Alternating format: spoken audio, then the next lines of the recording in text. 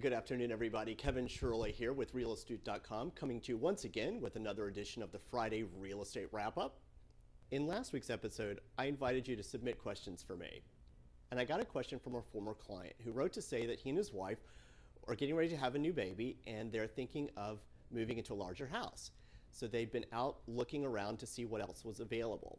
And they stopped in an open house, and here's what he wrote. We went to an open house a few weeks ago just to snoop around, and I made the mistake of giving my phone number to the realtor, and she's been like a virus ever since. What is the deal with these aggressive agents? Okay, so here's the deal with open houses. At an open house, the listing agent's primary job is to get the house sold that day, to find a buyer that day. However, the listing agent's secondary job, in the event that a sale isn't forthcoming from that open house, is to pay for his or her time by picking up new buyers. That's why they ask for your name and contact information. It's also a record should something happen, say a burglary during the open house. It gives the police a list of people who were there that day. An agent who's trying to pick you up after the open house as a new buyer will reach out to you either by phone or by email in the days or weeks after the open house in an effort to cultivate a relationship with you. However, some agents, the more aggressive or the more desperate types, might not leave it at that if you don't respond. They may add you to their mailing list or continue to call you on the phone. And if you're not interested, this approach could be unwelcome or extremely frustrating and annoying. So here's my hint to you. If you're heading out to open houses this weekend just to poke around and you don't want to be bothered by the listing agents of these properties, most listing agents will give you wide berth if you tell them that you're already working with an agent. So when they ask you to put in your contact information, just tell them, hey, I'm already working with an agent, and then give them my name. I promise you it will be hands off after that. And if it's not, let me know, and I'll take care of it. Okay, enough shop talk for this week. Last week I mentioned that I was reading my friend Molly's new book, Scrapbook of Secrets. Well, I did end up finishing it this week, and without giving up too much, I just wanted to tell you that the ending is very satisfying. Her follow-up will be entitled Scrapbook of Shadows, and I'm looking forward to downloading it when it's released. If you're a mystery fan, be on the lookout. Also, another thing that's been happening in my life in recent months is that in my spare time, I've been studying French.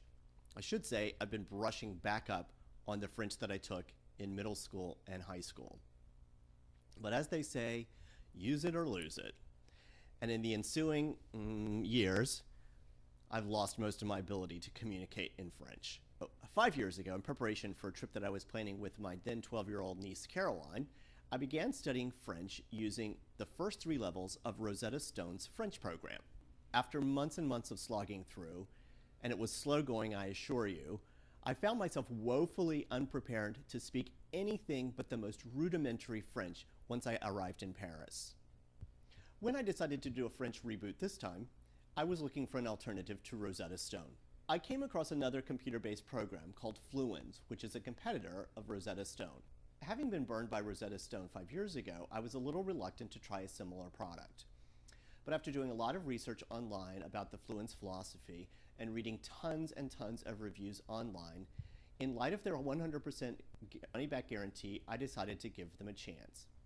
And I'm glad I did. The whole program is so much better for me than the Rosetta Stone program. The Fluenz French program contains 5 levels. I'm almost at the end of level 3, and I'm looking forward to completing the program by summer. Even though I'm nowhere near finished the program, I'm constantly struck by how far I've come and how much rather arcane grammar Fluenz has been able to cram in to such a short period of time. Now I just need to plan a trip to a francophone country so I can try out my newly brushed up French. If you're thinking about learning a foreign language or brushing up on a foreign language that you've learned in the past, please feel free to send me an email. I'd love to talk to you about my experiences with Fluenz and Rosetta Stone. And if you're thinking of studying French, I have tons of resources that I've found to be extremely helpful in supplementing my studies. Okay, well that's it for this week. See you next Friday. In the meantime, send your questions and I'll be sure to try and answer them next week. Jusqu'à la semaine prochaine. Until next time, I'm Kevin Shirley with realastute.com. Au revoir.